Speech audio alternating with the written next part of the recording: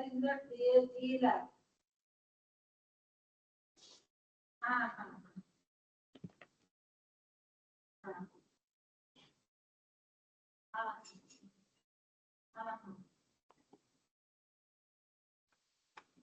No, sir, you're not audible, sir.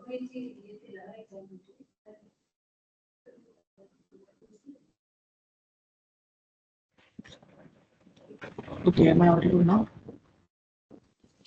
Yes, sir. Yes. Okay. So okay, I just got to that I was not audible. So okay, so this so I start from the beginning then. So this time we were looking into this convolutional neural nets, and before going into convolutional neural networks, the main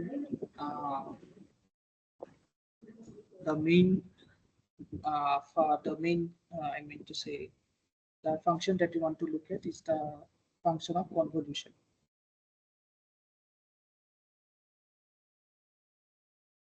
Okay, so by convolution I mean that you have some signals, say A, B, C, D, E, and you want to find the weighted sum of this signal over the previous 3 visits.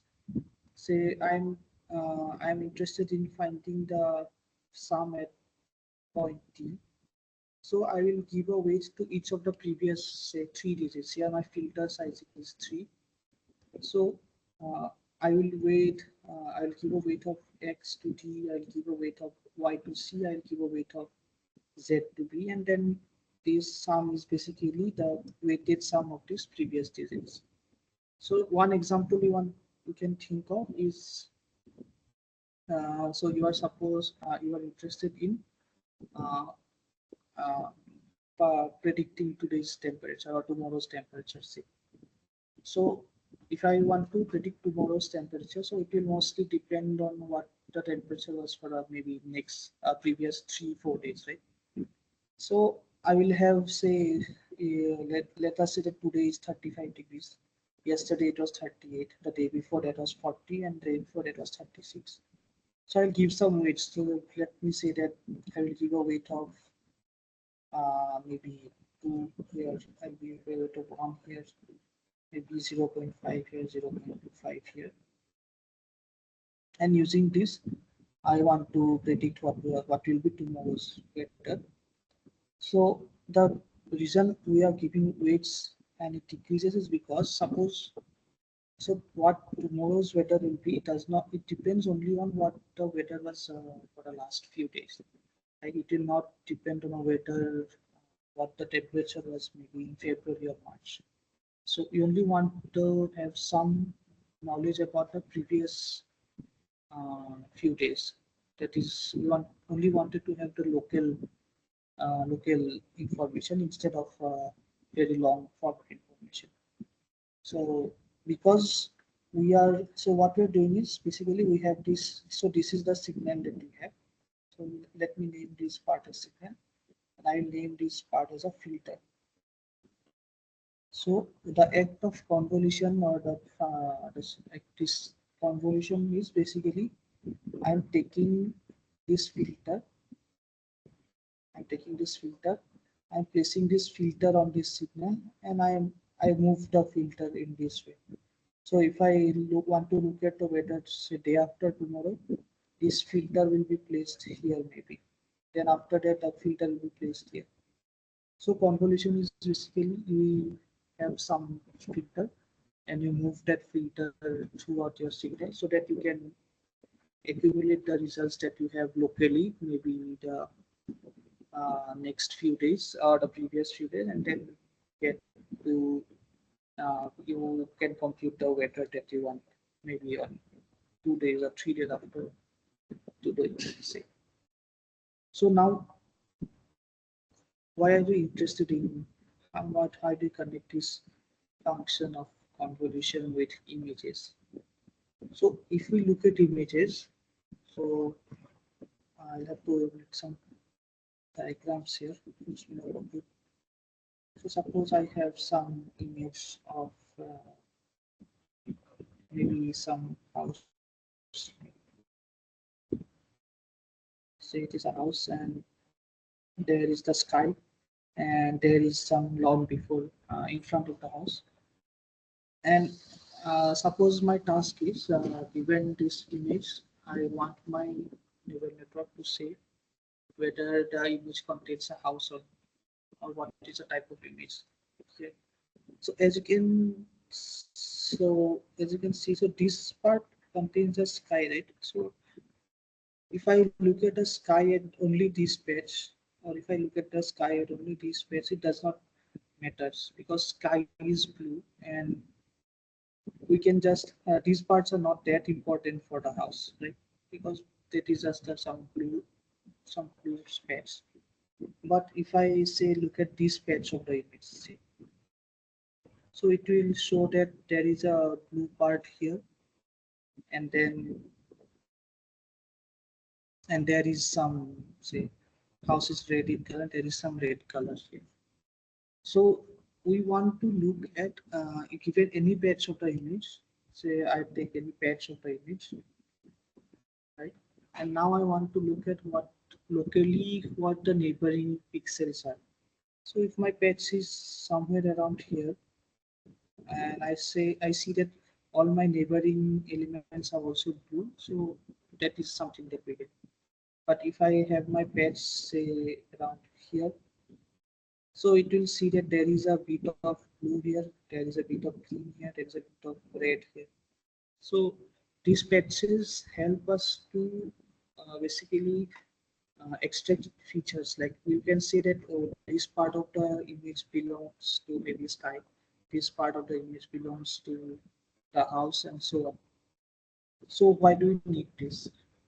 So because earlier when we were looking into text, we saw that because texts are this stream of words, we had to say that each word can be represented as a form of vector, because neural networks always expect that the input that you give to the network is a vector. Right? You cannot just randomly give a word to the neural network. Similarly, you cannot give an image to a neural network. So in case I was not audible before, I'll repeat. So image is basically we can think of an image as a matrix, m by n matrix, where there are m by n pixels. So each of these bit is a pixel. So each pixel will have some color, and then based on the collection of these pixels, you can say that this is some, you see some image. So this is a matrix of size m by n, and now I want to extract some features out of it. Say if I'm talking about detecting uh, faces. So then you want to extract some features like eyes, nose, lips, and so on. So how do you detect these features? So that is how where this concept of convolution comes in. So convolutions are basically localized patches, and these patches will help you to capture the local information that you have. So for this example, these convolution patches help us to, so say for this example, it helps us to capture that some pixels are of the sky, some pixels are of the house, and so on. And once we have these patches, then we can somehow manipulate it to get some, to convert these images into vectors. And once we have a vector form, then you can just pass it to your neural network, because now we have a vector as a representation of the input. So that is the basic concept of convolution. Any questions for this?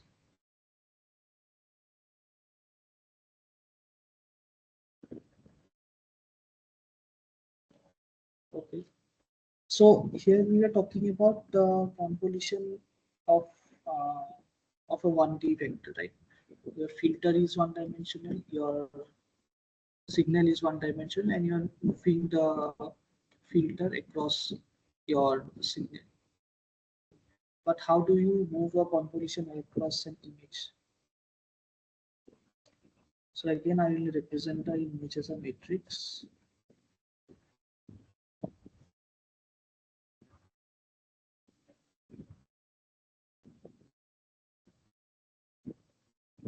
And And suppose I have a U cross 2 convolution filter. So now I want to move this. So this is my filter. Say I name it F, and this is my image. And now what I'll do is I will take this filter and I place this filter. Say I place this filter.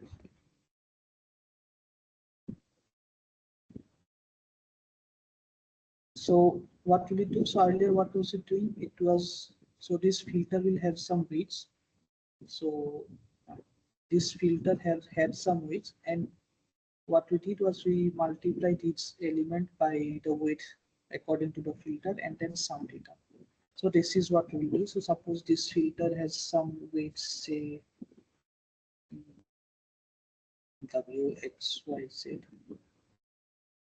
So this image will have, this image pixels itself will have some values here. Maybe let us say I1, I2, I3 up to I20. And so if I look at this block, so because it is looking at 4 pixels, it is summing up the weights across these 4 pixels, and then we get some output, right? So what will I get here? So I'll get I1 into W, because this corresponds to the first pixel. We get X into I2, that corresponds to the second pixel, and Y into I3, and then not I3, this will be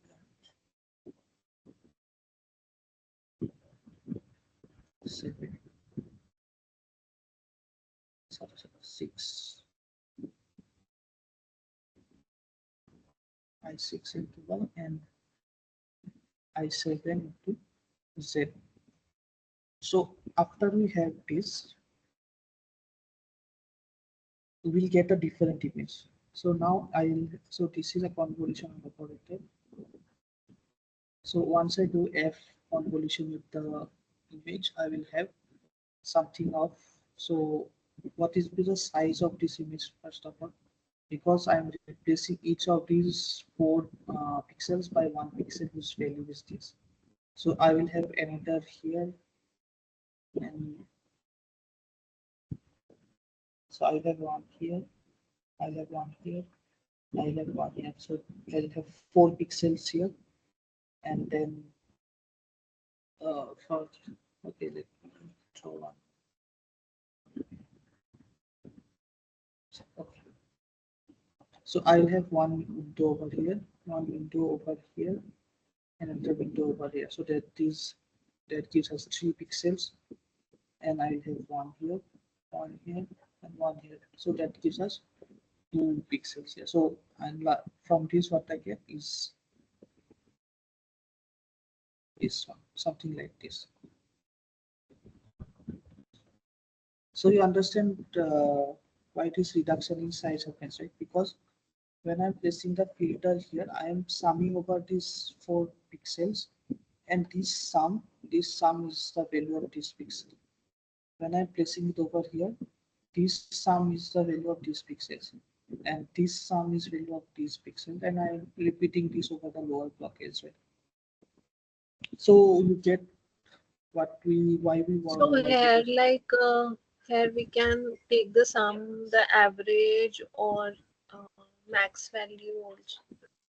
So that is what you're talking about is called a pooling layer. So that comes a bit later. Instead of the sum, yeah, we can also do a pooling. Yeah, actually, I'm confused between pooling and filtering. Like, how are they different? Okay, so let me see. So suppose for convenience, let us say that, okay, I get some value. So suppose I get, say, 50, 21, 27, 26, 19, 20. Suppose for some example, I get something like this. And now I'm using a, say, max pool layer.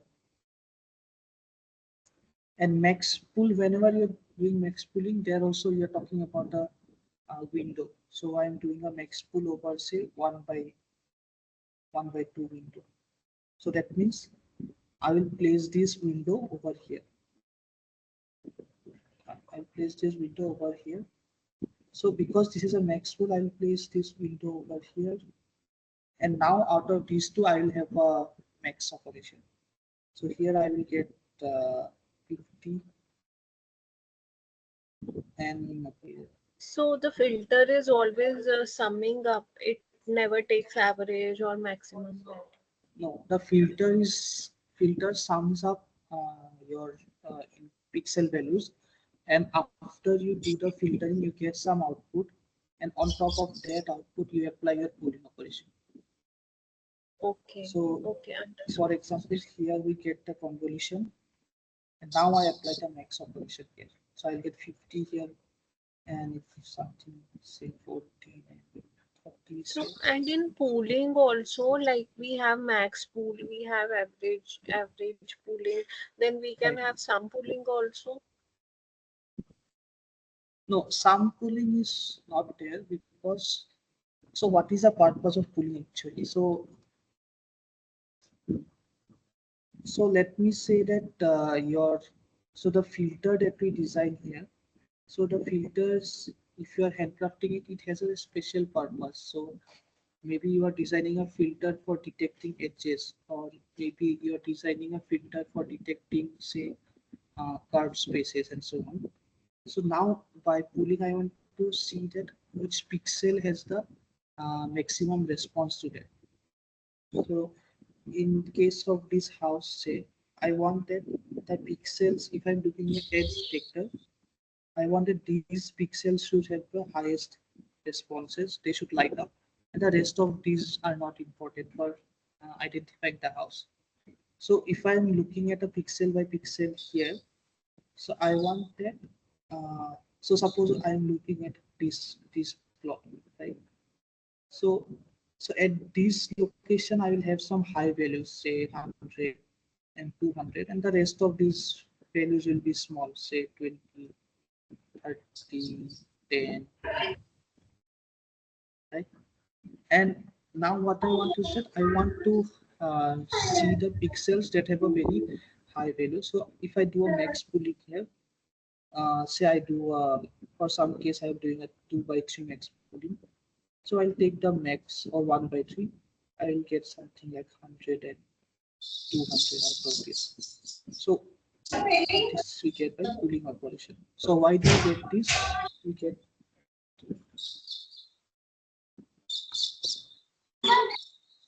So why do we get this? Because we are only interested in looking at which are the pixels which have the maximum effect on the once we do the convolution operation.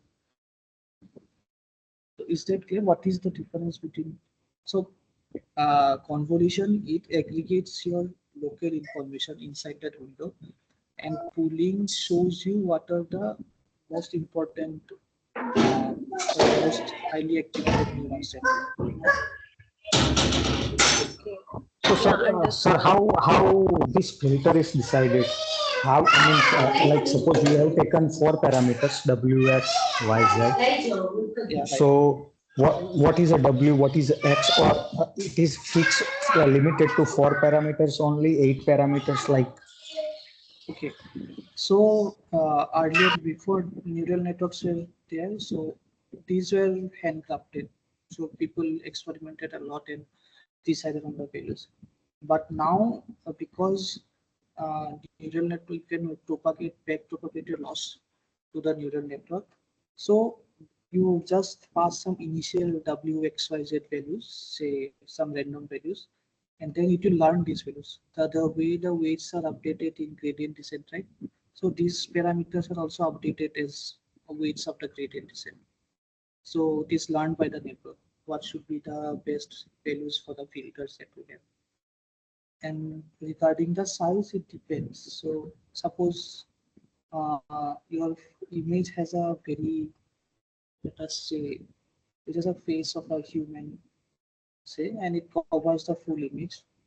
So now you want to look at specific patches, like you want to look at patches of the eye, patches of the mouth, say. So you can say that you need a 3 by 3 filter here because that should cover all of these regions. That should cover all of these regions. But if say in an image there are a lot of humans, small humans, say, and you only need to locate their heads, and you will use a smaller filter size there because you need to look only into some small locations. So that is sort of tuning that you do. Is that And sir, what is this W, X, Y, Z? They are just weights. these are ways. These will be some numbers. Say W is say 0.1, this is 0.5. For example, say this is 0.01, 0.9. These are just some weights that will be learned. So whenever you're training a neural network, you learn the weights of the neural network, right? So similarly, these weights are also learned as part of the neural network. Okay. These are trainable parameters.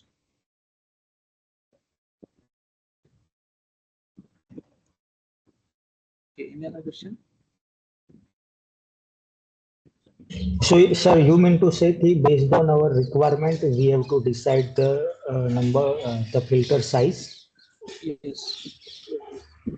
So if you And want to detect very small details, you will give a small filter size because you want that your details are very local. Or if you want to detect some very large features, you can give a large feature size. So it depends on the okay. type of image and your requirement.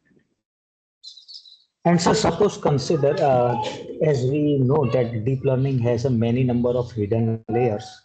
Yes. So suppose consider a network which has a 3 hidden layers. So all these 3 hidden layers would contain different filters. No. So okay. So let me say. So before that, so why are we looking at converting this image to a vector, right? So given some image, your neural network looks, suppose you have a neural network here, and suppose it has two dense fully connected layer. See, these are your fully connected layer. And then you have some output layer here, say, for example, this output layer. And now you want to keep this image as a vector. So for that case, you pass this image through a series of convolution layers. So this is a convolution layer. Then maybe you pass it through a pooling layer. And maybe you also want to detect higher level information. So you again pass it through a convolution layer. And then you get something, and then you convert it to a vector by just flattening it out. And flatten it out, you get a vector, and you pass this vector as an input to this neural network. So this number of convolutions that you want to use, it depends. You have to test it out, so which works better, if you want more, if you want less. So all this convolution operation of convolution, this pooling are done only in these layers. This later fully connected layers behaves as your normal general neural network. So then this the later the sir you have marked this circle for the fully connected layers. Uh, So are there any weights over there? yeah. So all of these connections will have your weights, right? Which we saw in the previous lectures. So all of these are weights, and even these are also weights. These also have some weights inside this convolution layer. So all of these weights will be updated once we do a gradient descent. Weights in this, all of this will be updated. So let me give you an example why you can consider them as weights. So suppose I have say 3x3 image. So this is my image.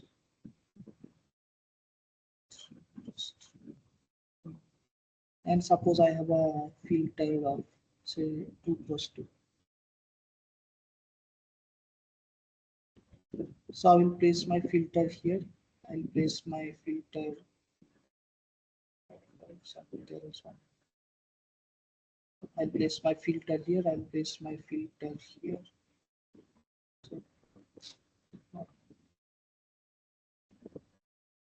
suppose your image is 4 by 4.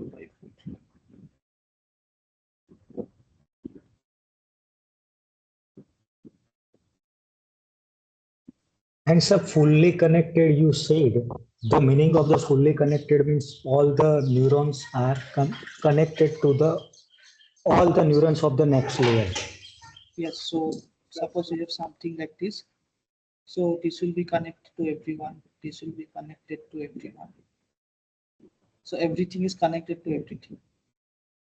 So this is fully connected. This is fully connected or dense, you can say. But these convolution methods are not fully connected because, so suppose I have this filter here and my weights are set W1, W2, W3, W4, and I place this here, I will place this here. So I have four. The output of this convolution is a 2 cross 2 image. So if I represent it as a neural network operation, how do we have? So we have 16 pixels here, right? So we have so let me 16 neurons here, and then what we're trying to do is this. So look at this. So suppose I number 1, 2, 3, 4, 5, 6, 10, 11, 12, 16. And now when I place this filter over only these specs, it means that I'm looking at neurons 1, 2, 5, and 6. So this is my 1, 2, 3, 4, 5, 6. So this is my 5 and 6. So all of these neurons are connected to these weights. So one is connected to W1. Say I have W1 here. One is connected to W1. 2 is connected to W2.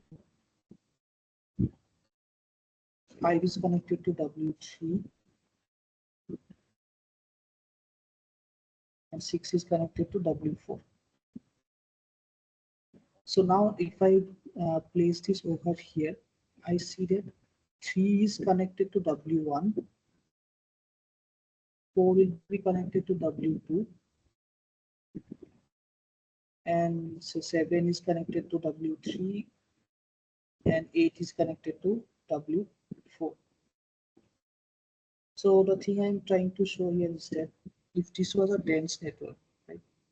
If this was a fully connected network, one will be connected to this, one will be connected to this, it will be connected to everything. Similarly, all of these will be connected to each other. But now one is connected to only W1. Or inversely, you can say that W1 is only taking inputs from 1 and 3. W2 is taking only inputs from 2 and 4. So it is not densely connected as it was shown here. It is sparsely connected. So because it just wants to cover the local information that you have, so you don't need to look at all of the neurons. You just need to look at the neurons which are nearby each other. Is this clear why the number of weights are reduced, or what is the difference of these two dense or fully connected? And sir, if I'm not wrong, then please correct me that the neurons at first layer, they are equivalent to number of pixels. Yes, right. So it it may possible that images have a different size. Then how we can deal in that case? So we always assume that your images are of the same size, because even if you're talking about any neural network, our input layer size has to be fixed. So we assume that your images are of the same size. Or if it is a different size, so what some tricks is that, suppose you have some image, say that is 4 by 4, and you have a neural network that takes 5 by 5 image, so you can just add some zero values to the next layer, or you can add some zero values to the next layer. So because these are zero values, they will not affect anything here because they are already zeros. But at least the size of the vector or size of the input will be maintained.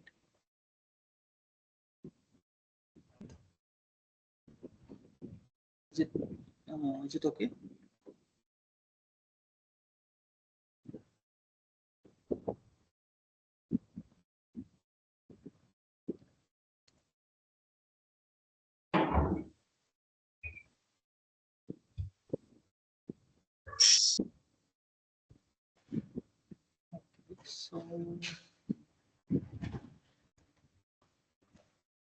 So yeah, we saw that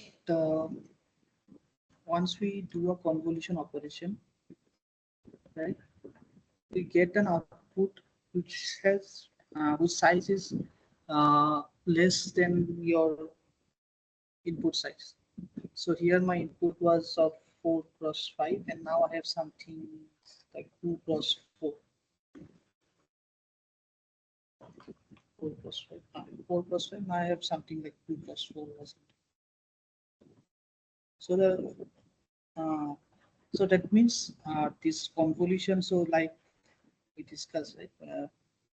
Whenever we're doing building a convolution neural network, so your input will have some dimension, say m cross n. And if we're talking about color images, that means it will have red, green, and blue channels. So 3, and then it will output some matrix which is of size, say x, y, and c, where x will be less than n, y will be less than n, c will be less than 3. C may be not less than 3, it may be different, much more different than 3. And then again you do pooling layer. Pooling layer will again reduce your size. So basically what happens in convolution is even though your depth may be different. So here you have RGB, here you have something say C, here you will have say 10, here you will have some maybe 100, but your image, the size of the matrices, it is generally lesser than what you had before. So what you're doing is you are basically learning some good representation of your image. So that is what we did in autoencoder, right? In autoencoder, we were given the input, we were projecting, or we were moving the input to a lower dimension, and then we wanted that uh, this lower dimension input or lower dimension embedding captures some of the most important features of the input, and then you use that to for whatever task you want to say, uh, classification or regression. And similarly, we want to do that here.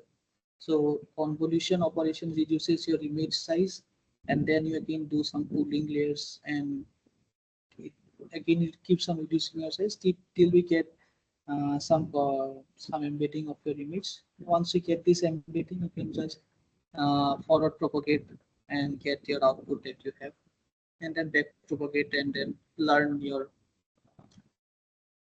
waves. So that is the basic flow of a convolutional neural network. Any more questions? Yeah.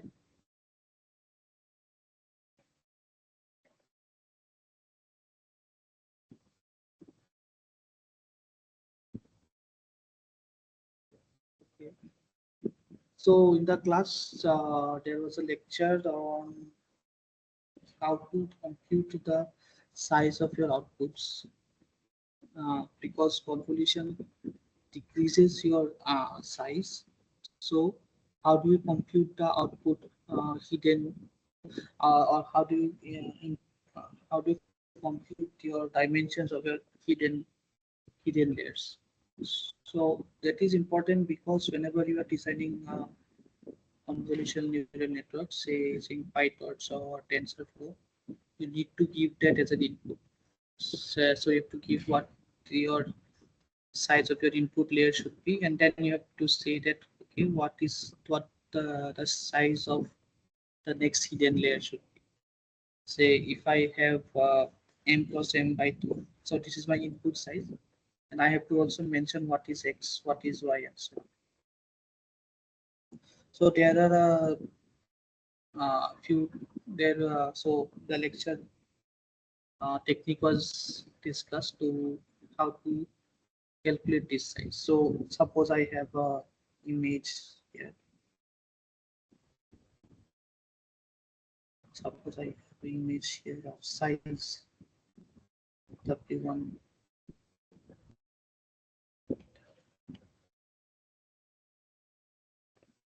by H1. I do a convolution with an image with a filter of size say F cross F. So convolution is always a square type of matrix, and I get something of size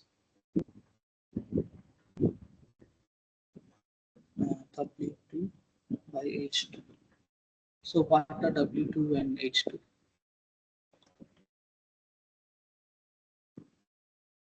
So as you must have observed, whenever we are doing convolution, say for this example, you placed your filter here and you placed your filter here.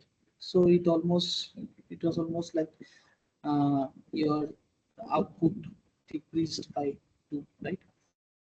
Or output your decreased by 2, yeah, because your filter size was 2.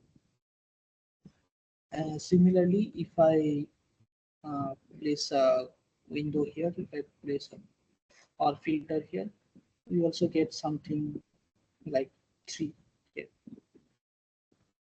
So so it can be computed that this basically becomes your W2.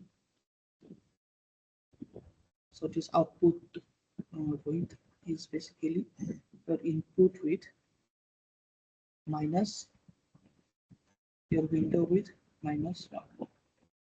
So that basically comes up to be W1 plus 1. And similarly, your height also comes out to be H1 minus F plus 1.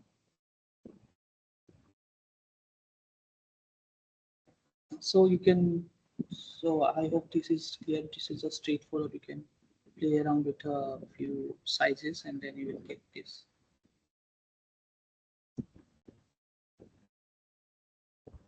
So that is one more concept of padding.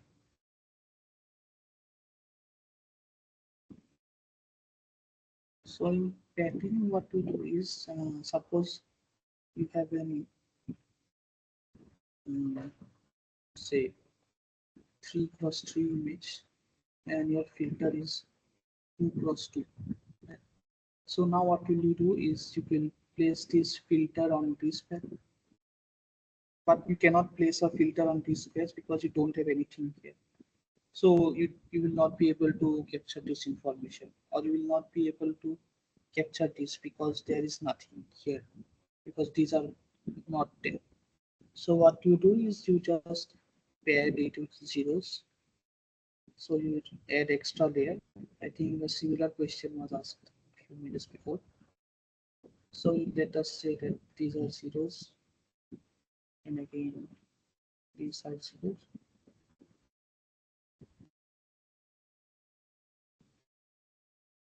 So these are zeros, and now you can just place your window or filter here. You can place your filter here, here, and here. And because these are these pixels are zeros, it won't change anything. So once you include padding, your formula for counting or computing this output width and height changes. And we just, because we are doing it twice, so we have a 2p vector there. ஏன்டா பசங்க வை அப்படியே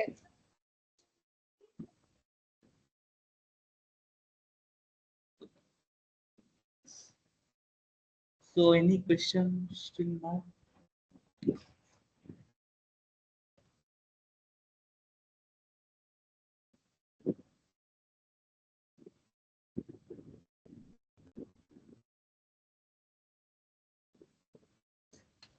So actually the basics of convolution neural network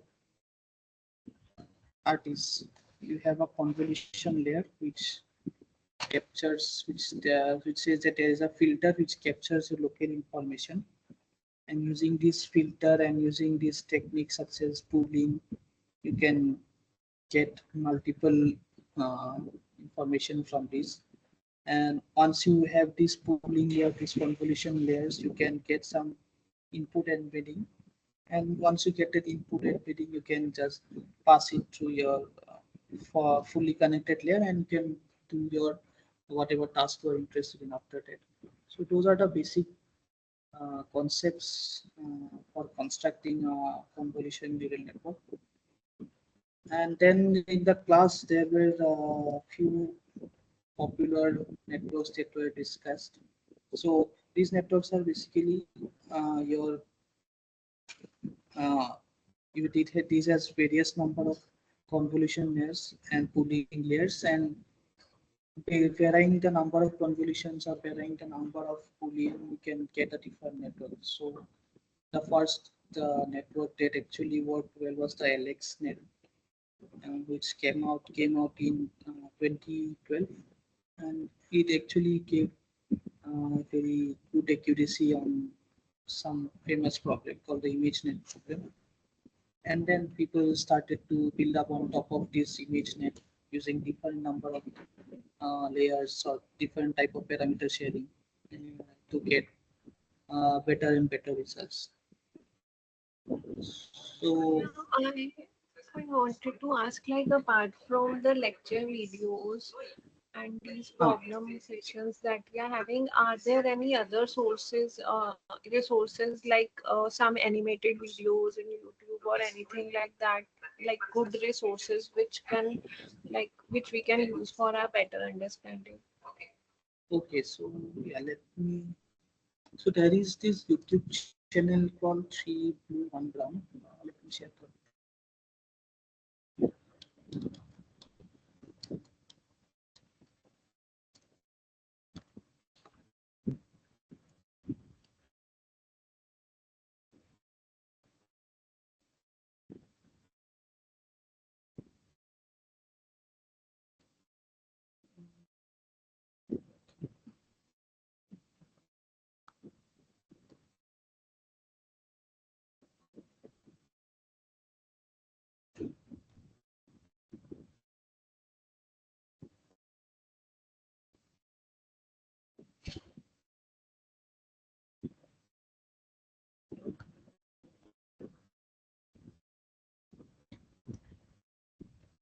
Like these lectures and this course, like it's telling us the theory, the basics and everything of deep learning, but the practical implementation in like Python, that is not there.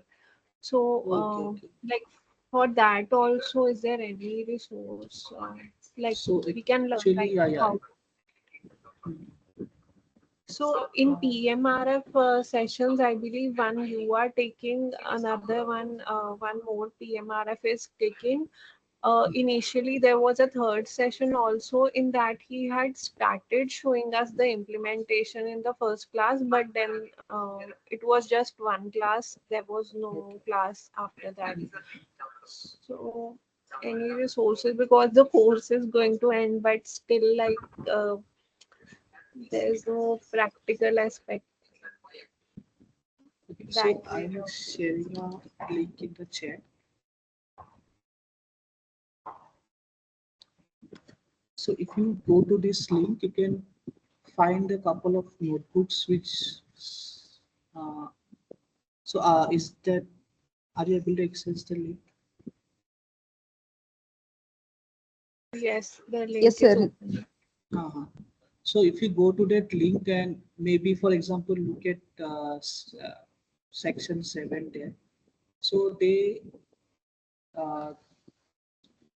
so go to section 7 and then click on any one of these.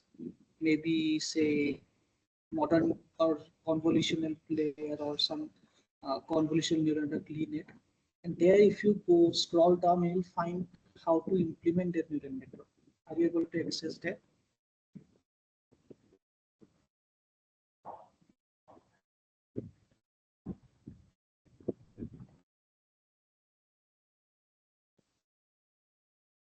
So we go to section 7, and then there is something called convolutional neural networks, LNet. If you scroll down, you'll be able to look at some implementations. Is it visible? Yeah, at the top also there is Python. There are some PDFs. I mean. Those are, you can download those. So there is this notebooks there. Can you see that? Let me share my screen. Wait. At the bottom there are some discussions. Hmm. So,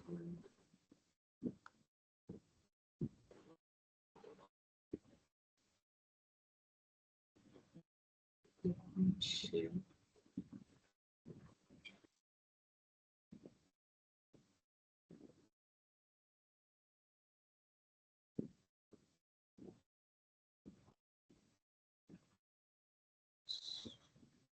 It is not visible.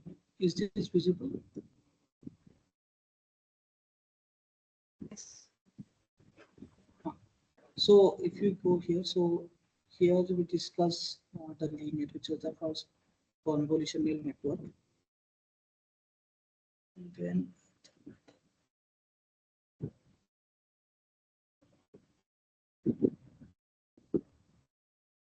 so if you go below, so here you will find some notebooks. If you click on these notebooks, it will give you some, or there is this collab PyTorch here in this corner. So, so can you confirm if this is visible, because I myself am not able to see this. Yes, Yes, yes, it's visible. visible. Okay. So if you go here, so there is this collab PyTorch part here. If you click on there, you will get a working notebook here. So see, if you, so this will be, if you are logged into Google Chrome with a Google account, you will be able to open Colab there, and then you can see it has been implemented there. So, for example, let us talk about limit here. Okay, so I'll show this example. So all of the other networks that have been discussed here. So These are like for for like example, CNN and RNN, all those are here in this link. Like for like all the previous topics also that we have done. Um, yeah. so previously we had, say, let us take for this example. So you looked into classification, different loss functions, right? Or some image classification that you had. So those also you will find something. So let us say that you want to look at, say, classification here. So you can find a B. So this part did not have that much implementation, because these are just the basics, right? So the main application starts when we are talking about, say, images or languages. So only then these things starts. Other than that, mostly these are uh, uh, theoretical explanation. So, for example, this Okay, then multi-layer there are perceptron. sequences also. Yes. Yeah. When you're talking about sequences, that means you're talking about recurrent neural networks. I think it will be covered next class. So you'll find how to implement these sequences, say, in PyTorch. So here they are showing PyTorch. Or if you want to learn TensorFlow, they will also keep something for TensorFlow. So for example, uh, so I find PyTorch easier to use. So let us take this example, say. So if you are using Colab, you don't have to install PyTorch or anything, because installing this takes a lot of time and space on the PC. So it is better to use Google's Colab, which you will, I think, if you sign in, you will get an access for around 6 hours before it lose access. So here we import these important files, and now we want to create the network, right? So here we are saying that we have input of this one. So this basically says you have a input vector whose values are -8, whose values range between -8 to +8. Say this is your input vector. Say -8, -6. This is your input vector, and you are using a ReLU activation. So you saw ReLU before, and right? So it is max of x and 0. If something is negative, it turns to be 0. And then you can see that if you apply a ReLU of this x here, we can get ReLU type curve here. So next, the important thing that we discussed was backpropagation, which was the main thing for updating the weights. So for that, you just have to call some function like backward, or there is another function called step, which will compute your gradients, it will compute your backpropagation. So this shows a very basic implementation. So let us come to today's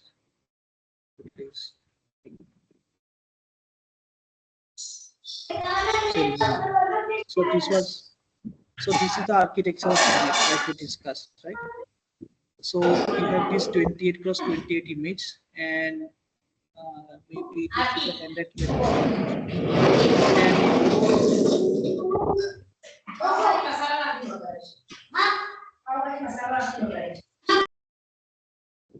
so you have a 28 cross 28 image. So what we do is, first of all, you do a convolution. So like we discussed, right? You do a convolution on this image, and then you get these feature maps. So I think here they were using 6 different kernels. Once we have these kernels, we get these feature maps. Once you do this feature map, then again you do pooling. So quick question. So now your feature maps are 28 cross 28, and once you do pooling, you get the 14 cross 14 output. So what is a pooling size that we have? So remember, pooling is basically maybe you are taking a max of the images, max of the pixel values in this window. So what could be the pooling size that they use? It's 14 into 14.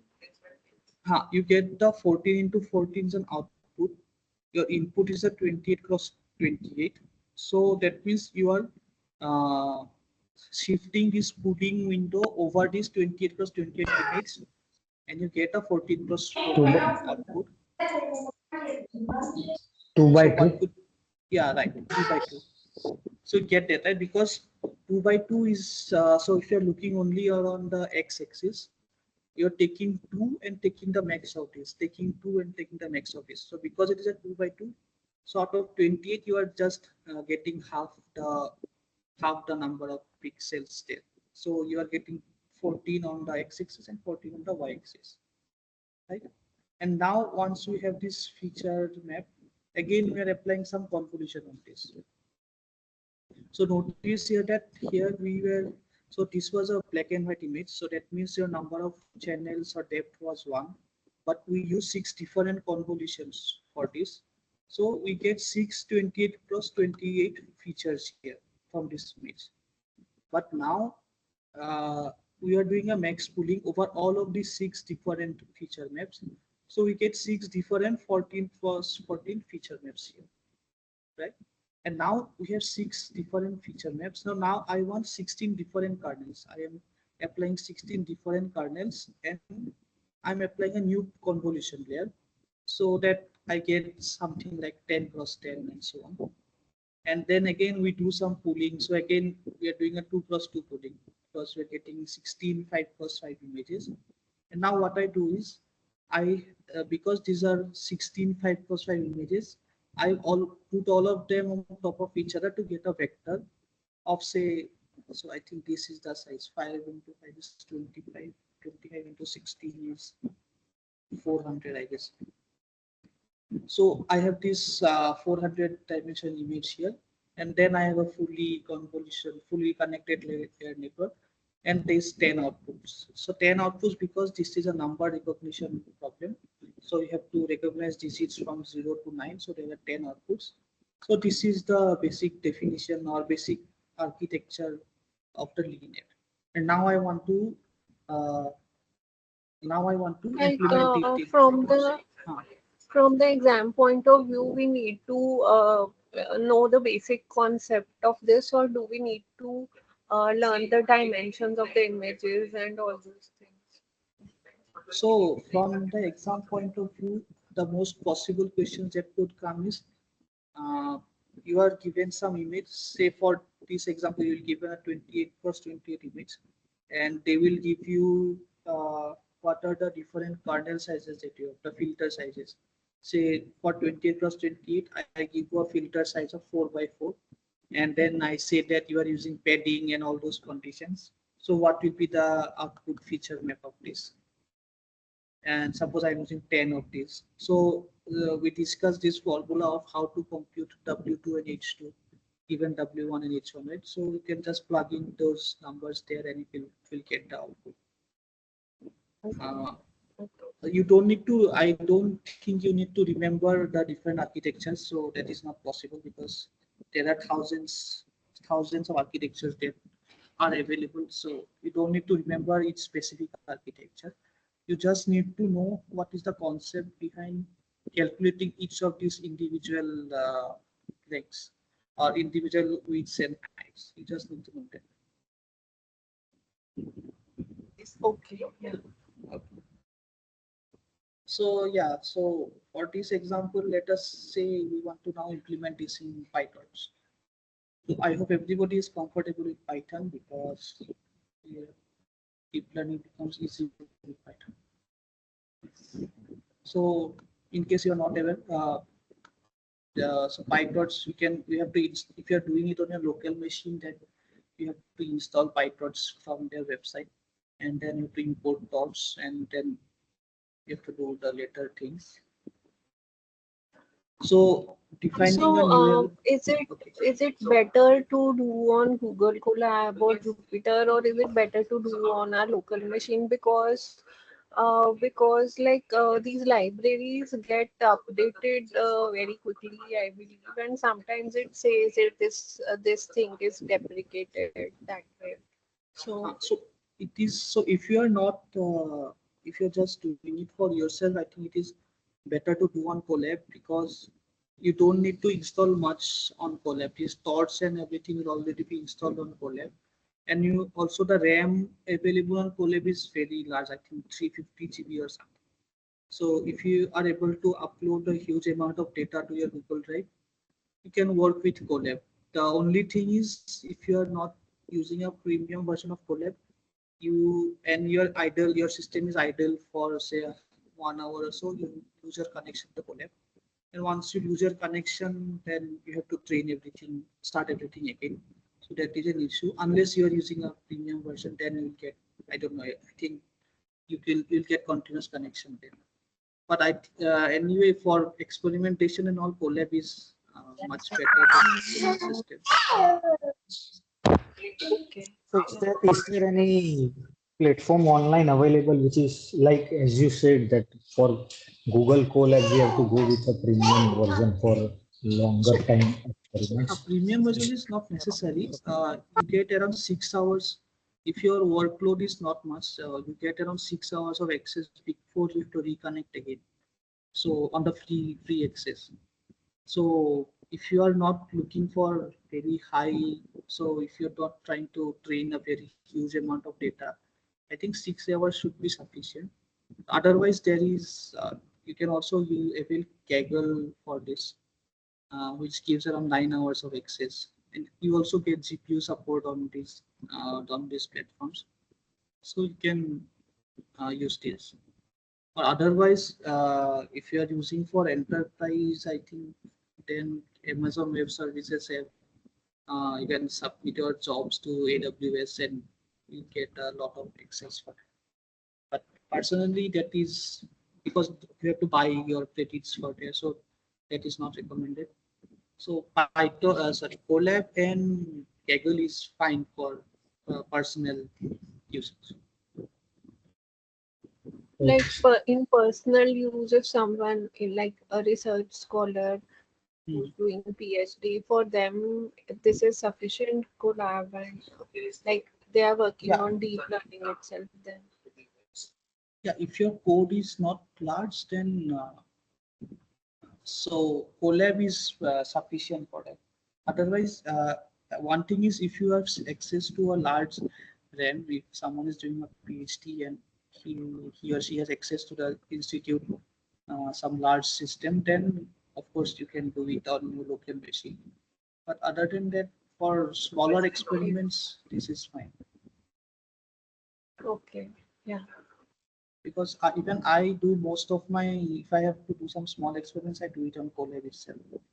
Because then there is this headache of installing different libraries is not there. It's just one line on Colab. So it becomes very easy there. Okay, among Colab and Jupyter, which one is better? So the format of, so Jupyter runs on your local system, or it will run on your institute's server if there is one. So Colab runs on Google server. So on Colab there is no so you will have access to a large amount of RAM. So if you have lots of data, so running it on a local system is not advised, because then 16 GB is small for say image data, because you have very high resolution images. 16 GB is very small. So then you can use Colab because they have a large amount of RAM available. And also you can have access to GPU. So if you want to use your system's GPU, there is a lot of headache there. You have to install some libraries and it may not work. So in Colab, you don't have to worry about all this. You can access your GPU. You can run your code on GPU. You can run on a huge volume of RAM. So that's a Colab is, or even Kaggle is better. Colab or Kaggle. Okay. Okay. Thank you. Okay.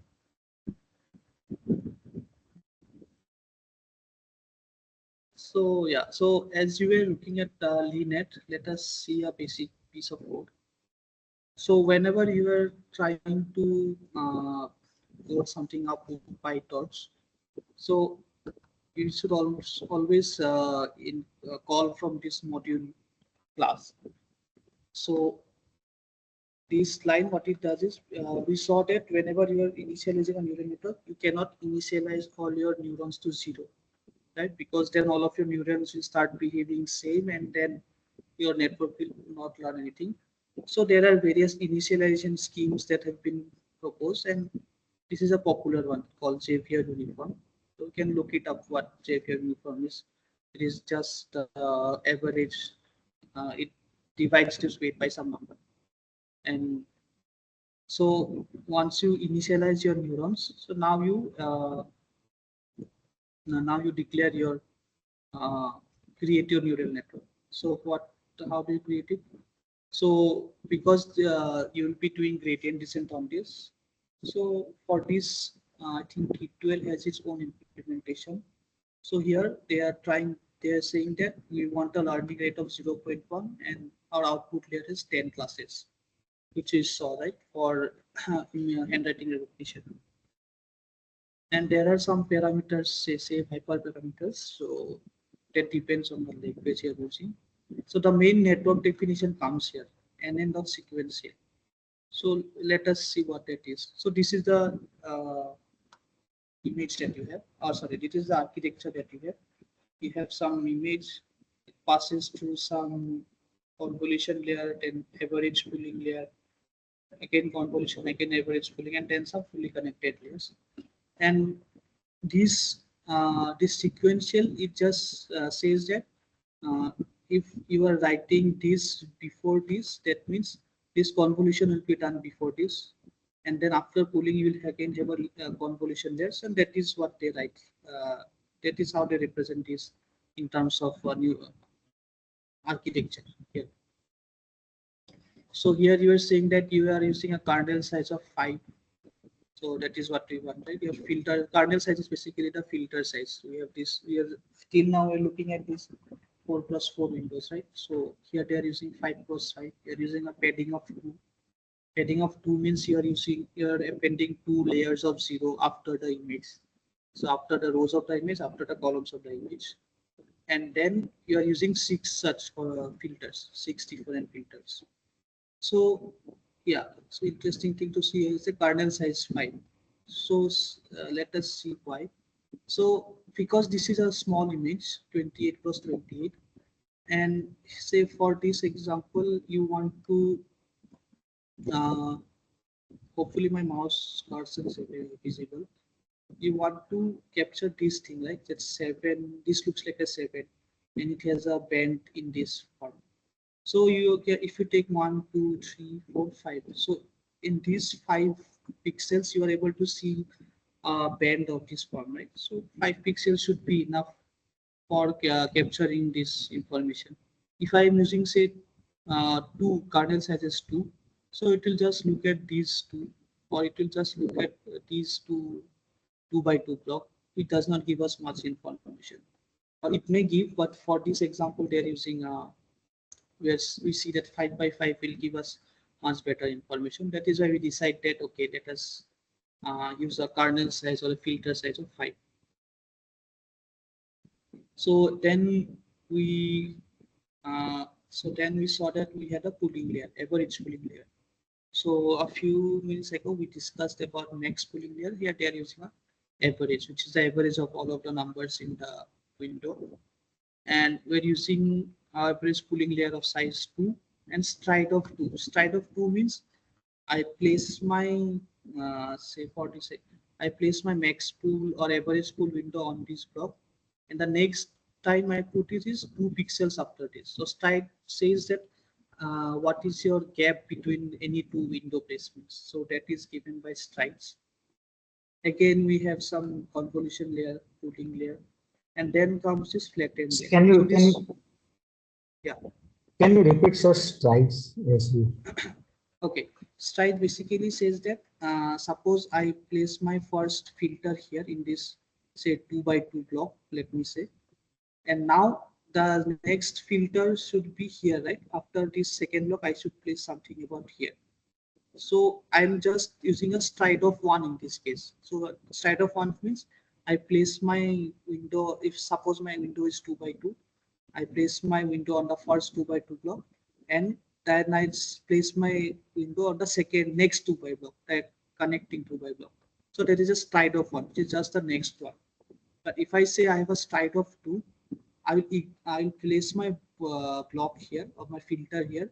I'll ignore 1 block, and 2 means the 2 blocks after this. So I'll place my window here in this case.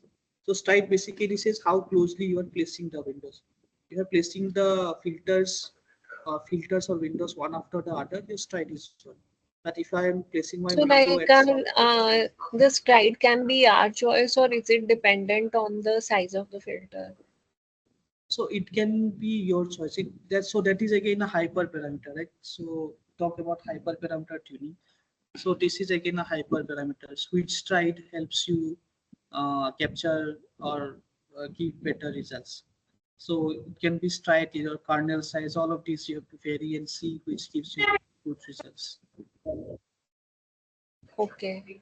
So we can change the stride Yeah. value like while experimenting. Okay. So for LDNet, I think it was found that stride equal to 2 gives us a good results. You can even say stride equal to 1, or you can be adventurous Yeah, and say stride.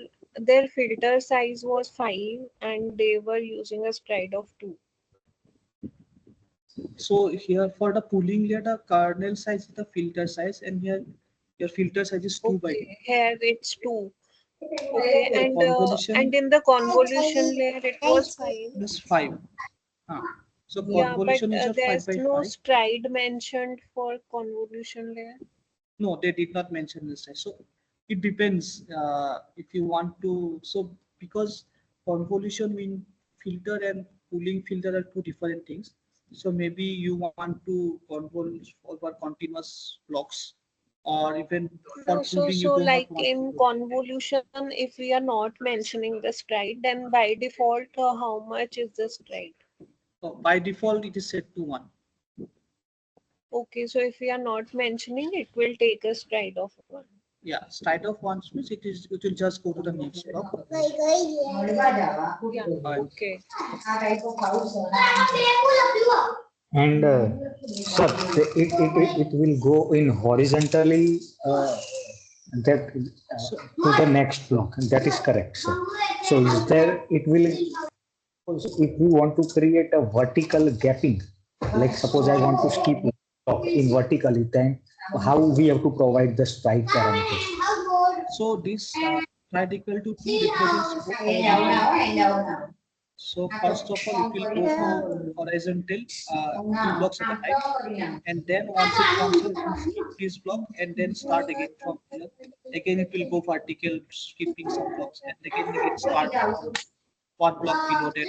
So Okay, so means that if I have written 2, then it will skip the vertically also and horizontally also. right. So for example, if I say that I want a horizontal stride of 2 and I want a vertical size of stride of 3, say I want different strides for them. So then I think it has a provision that you can pass a tuple here. So I can just say stride equal to 2 comma 3. So 2 means horizontally it will skip 2 at a time, and vertically it will skip 3 at a time. So that provision is also there in Python. So yeah, it should be there. So I have used that.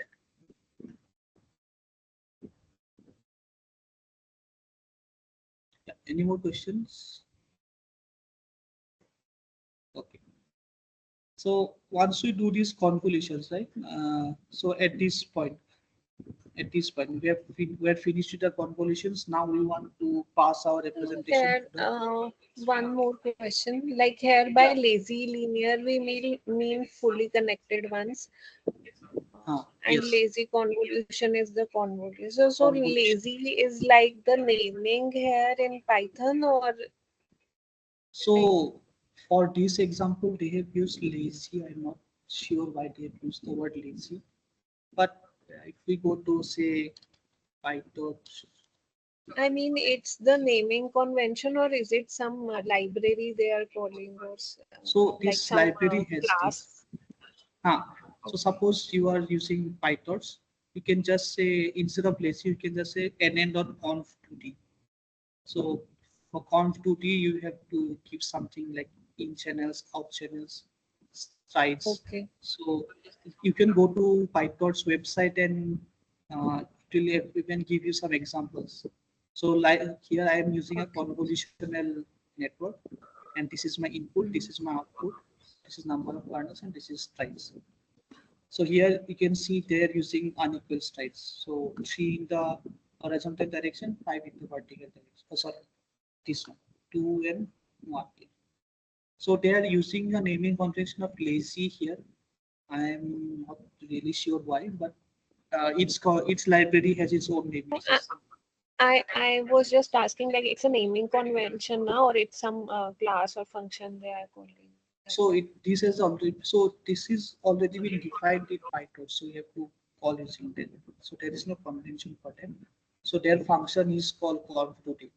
So here you can see they are using something from D2L the classifier. So I think inside this D2L module they have defined convolution as lazy convolution. So that is why they are calling Okay. it lazy convolution. But in PyTorch you don't use this lazy, you just call conv2d as you saw in the website. Okay.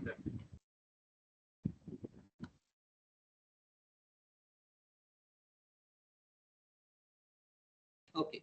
So next we come to this flatten. Flatten is basically so you see once we have all of these convolution layers done, we have a series of feature maps.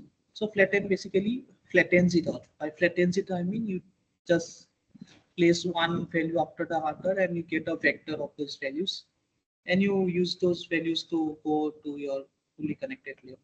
So here, for example, by after flattening, they get I think 120 layer or 120 neuron layer, and then they pass it through to linear layers, and sigmoid activation, linear layer sigmoid activation.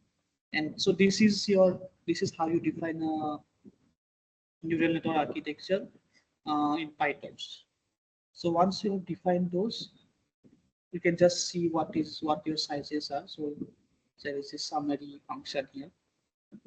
So how do you train those, right? So here they have written some trainer function. So basically they are saying that they are using SGT, and as in SGT they are having 10 epochs. So in SGT, if you remember, you pick each item once, you run gradient descent on that item, calculate the gradient, and then back propagate, right? So they are doing this for 10 epochs. So if your data set has 100 images, each so one epoch means that you're looking at 100 images once. So 10 epochs means you're looking at your full data set 10 times to compute your gradients. And this says that you're using a GPU. And if you remember, we discussed mini batch SGT, where you, instead of passing the whole 100 images, you create batches of say 20, and then run mini batch SGT on only those 20. So for this example, they're using a batch size of 120. And then this speed will try to will do a forward propagation, calculate the loss, and then use back propagation and update the weights. So here they have not shown in detail. It is better to look at the PyTorch implementations. So this is how they train the network. And if you, so you can just go to these collab links that have been given here and play around with varying the number of layers, varying the number of say neurons, and see how your accuracy and this how your curves come up. And they have also shown implementations of various famous networks. So these have been covered in the class: LXNet, PGGNet, GoogleNet, and ResNet. So you can just see. So this implementation is same as all the others.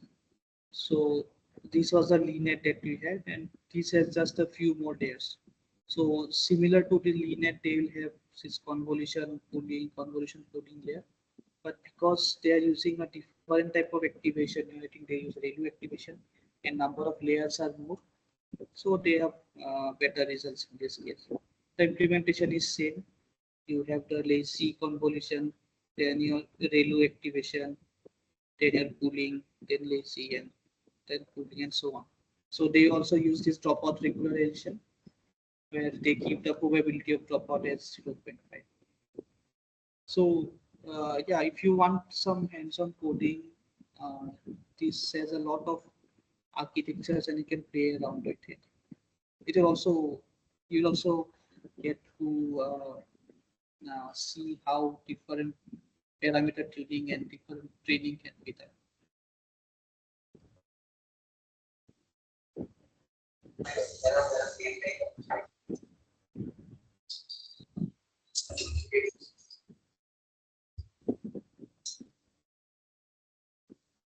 So yeah, these are the, so in the And like lectures. for concept, for understanding the concepts, like are there any animated videos, some Okay, channel okay. like that? So actually there is this is called ontology cartons.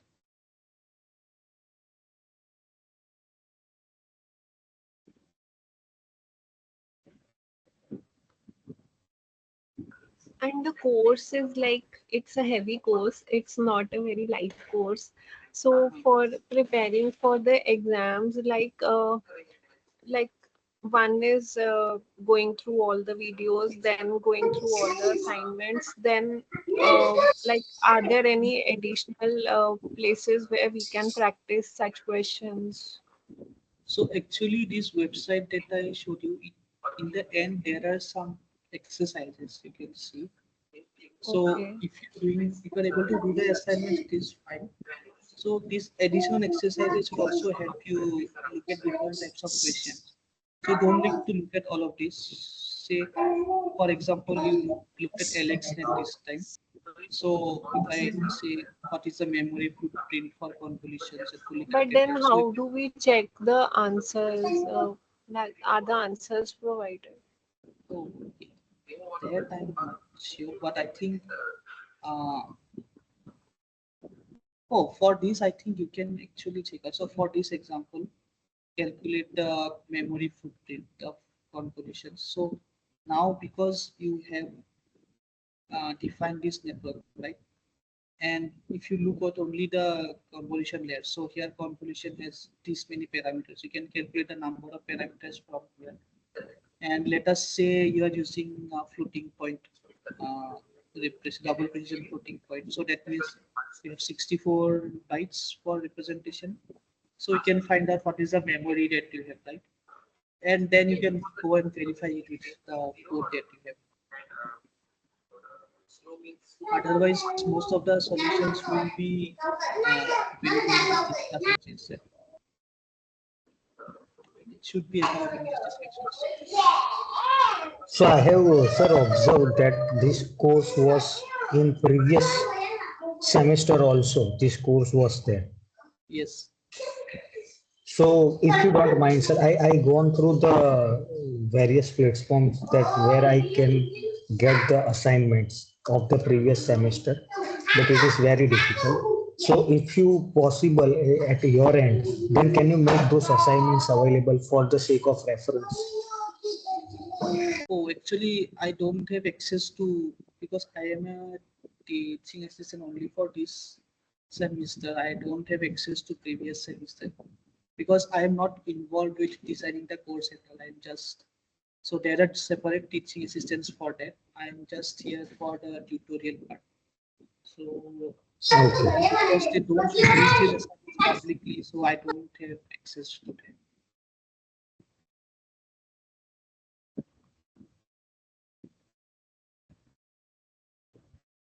Okay, but is there any way we can access the previous year assignment or the previous year exam? So maybe you can contact the NPTEL people for that because Okay. I don't have any access to that. So even I will not be involved in setting up the exam, so that will be done by the professors at NPTEL. So maybe they will be able to provide access to previous papers if they have. I'm not sure about that.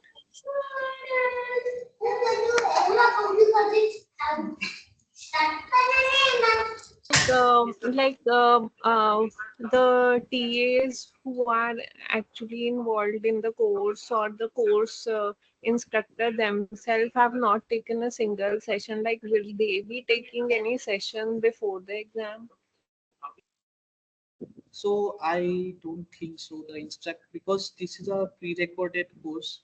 So I guess this was recorded 1 or 2 years before. So I don't think Yeah, I'm not so sure. yeah, this is a pre-recorded one, but still there will be an exam that will be set up. There are assignments that are being checked, and then there will be an exam which will be checked again. So some people are involved now. So there is a course instructor that way.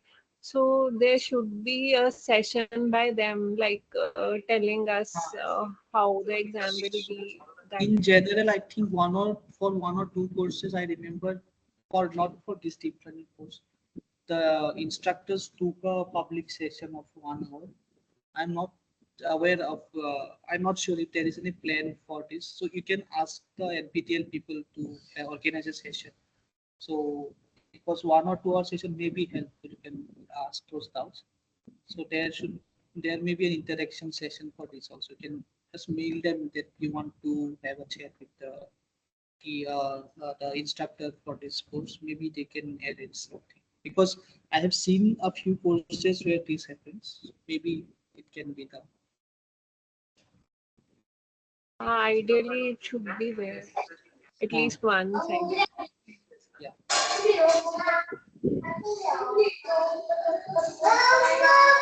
So, sir, if you don't mind, can you give some idea on the this word TensorFlow, or can you explain what is this exactly? Okay.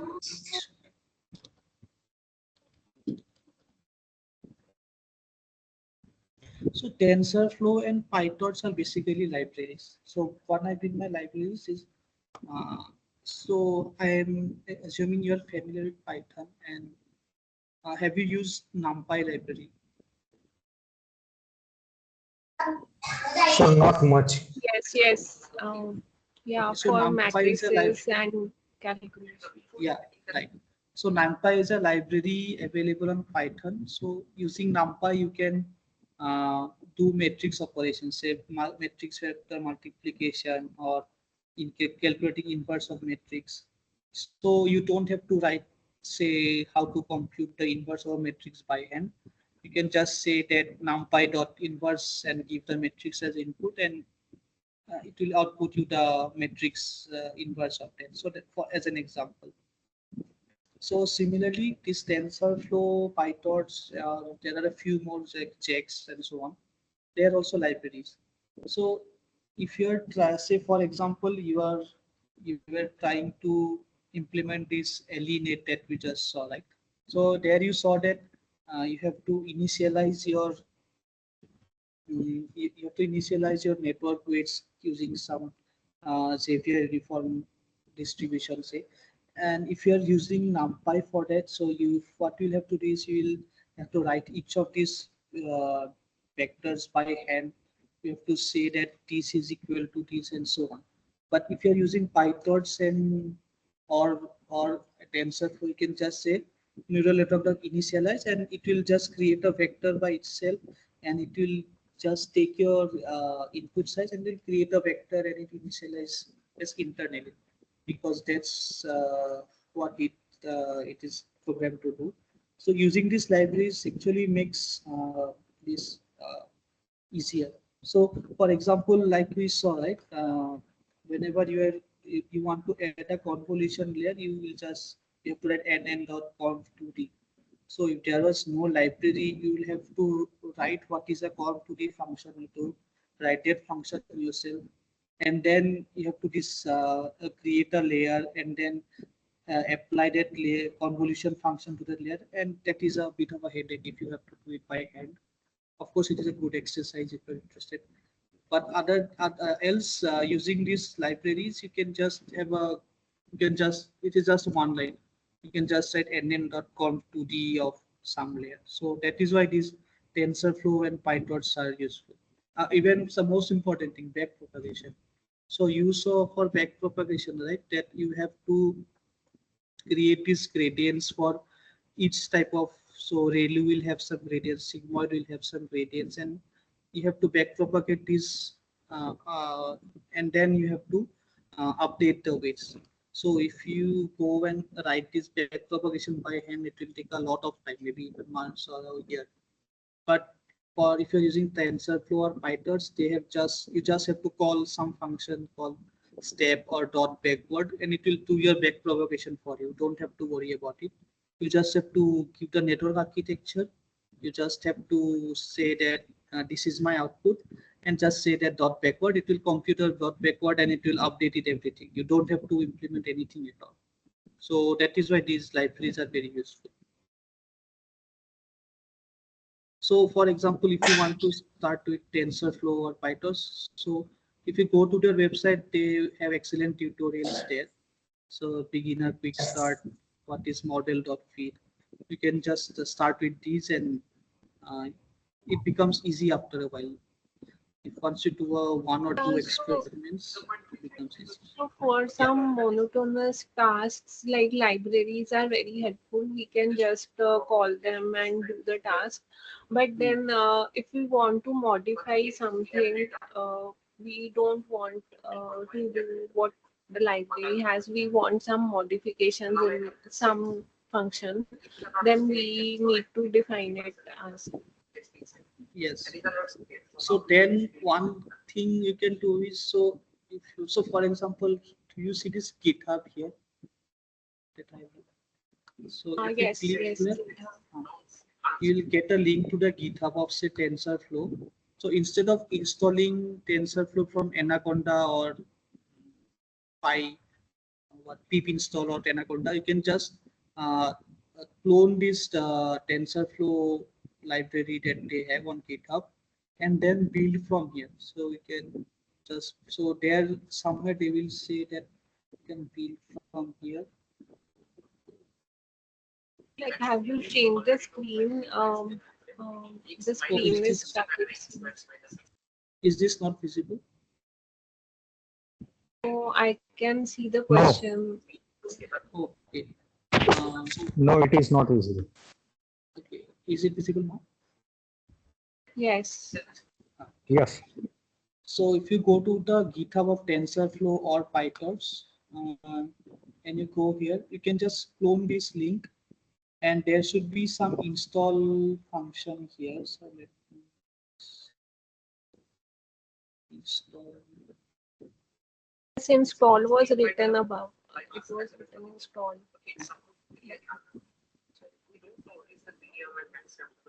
I think for TensorFlow it is a bit complicated because it requires some. No, install was written below the diagram. Yeah, this at the bottom. So if you do pip install or pip install CPU, you will get the public version. So what happens there is you cannot change the individual functions inside this because this has already been published. But if it is possible to build from GitHub, then you can change the functions that you want. Or what you can do is, so suppose for example, you're using some function from PyTorch or say TensorFlow, say conv2d, and you want to make some changes to that. So what we'll do is you can, so if we go to TensorFlow and then if I go to say I go to Python, I don't know what these are, but somewhere, so somewhere suppose,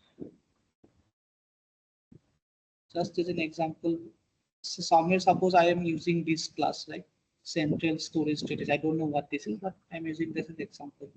And you don't want your function to call this, you want to change this a bit.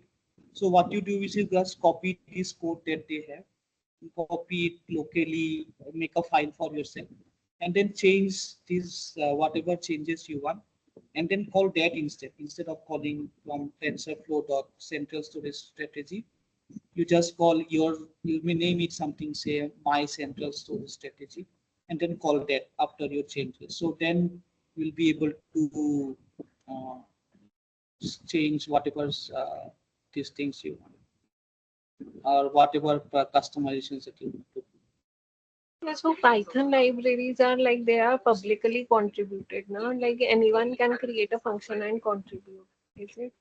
So TensorFlow is open source, but you have to make some pull requests, and then it will be reviewed by, I think, Google or someone, and then yeah, if they accept it, then yeah, they will push it in their library.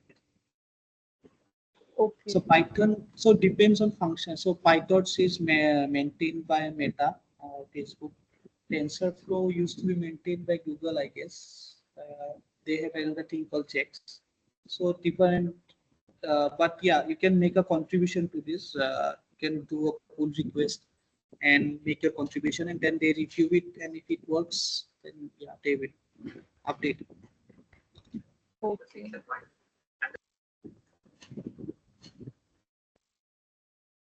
Because there are many times we are seeing this, like in a library when we call some function or a class, they say it's deprecated, means someone has upgraded it. So most likely, like you are saying for PyTorch, Google must be upgrading it. For PyTorch, Meta must be updating it. Okay. So Yeah, if so you do Meta it, is upgrading. so if you face that problem, if you go to their website, so suppose you have some deprecated error from TensorFlow, you find that function in TensorFlow, and then they will say that this was deprecated, but now we use this function. So they generally give that information. So you can use that alternative function there. Or the other Yeah, thing is yeah. you can In Google Colab we get that suggestion. Right? yes.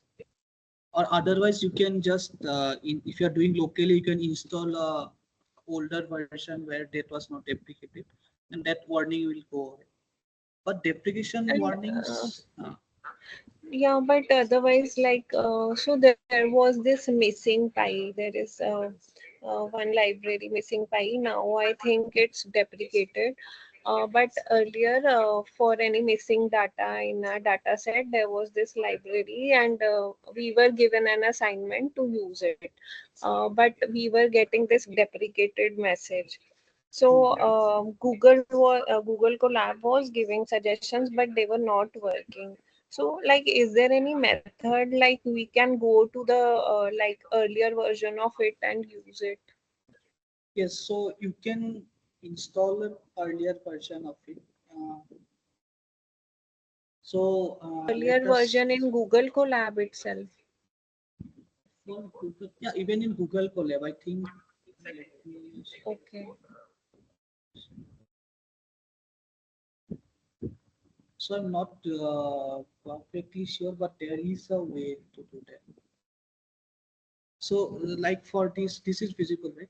So here they are installing D2L from pip install, and there's it is equal to says what is the version number of that. So it is saying that it wants to install a D2L from pip of version 1.0.3. If I want the older version, say somehow you know that 1.0.1 was working, so then I'll just say pip install. Instead of this, I'll just say pip install 1.dlt12 1.0.1. Okay, So so if some function is from a previous version of NumPy, I need to mention that version number also. yeah, when you're installing, you may have to reinstall NumPy, but you have to reinstall the older version of NumPy instead of the Okay. newest version. So then the deprecated warning should go away. Okay. Yeah, so or is there any alternate also, like we can create a local environment or something Local, yeah, you can create a local environment. So it is that will generally, be on a system only then? Okay. that is good actually. Whenever you are doing a project, it is always good to create a local environment, and so that you have all of your libraries in the same place instead of installing it for everything. So it is good to create environments and install it there. So this local environment will be like it won't be created on Google Colab. Now for that we have to create in our personal system only. You're right. You cannot do that on Colab. For that we need to download all the libraries that we need and keep them in a separate some folder or something. Yeah, right. Okay. So maybe in the premium version of Colab, they may allow creating environments and saving environments. But for this free version, I'm not sure. I don't think they have that feature. Okay. Otherwise, in Google Colab, generally we have to use the latest things. Yes, yes. Generally, they have the latest functions. There. Yeah. So, but suppose someone is doing PhD, then it's such a long duration, like 3, 4, 5, 6 years maybe. So, someone has used that library in the second year, and by the time they'll be going for their defense, the library will be changing. Yeah, that that problem may be there. So Yeah. either uh, the code has to be changed because you want to use that library. The uses of that code may change, or somehow you have to. It is better to use the older version, because I have faced this issue and I always use a downgraded version because Okay. it Yeah. worked there. Once you change the code, some other thing may not work right. So it is better to Yeah. downgrade. Yeah, So this method you are showing, it's the way we have to downgrade it. Huh? yeah. You can just give a version number and then install only that version instead of the latest version. Okay. So generally when they say deprecated, I think they mention it deprecated since this version. So then you can just downgrade to a smaller Yeah. version and then to them. Okay. Yeah. Thank you. Okay. Thank you.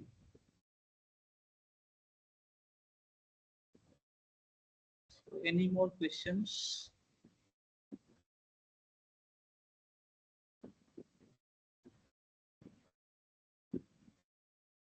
So if there are no more questions, this this is it for this week.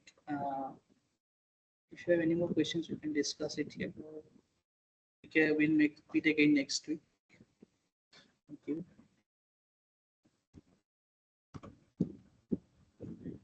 Thank you.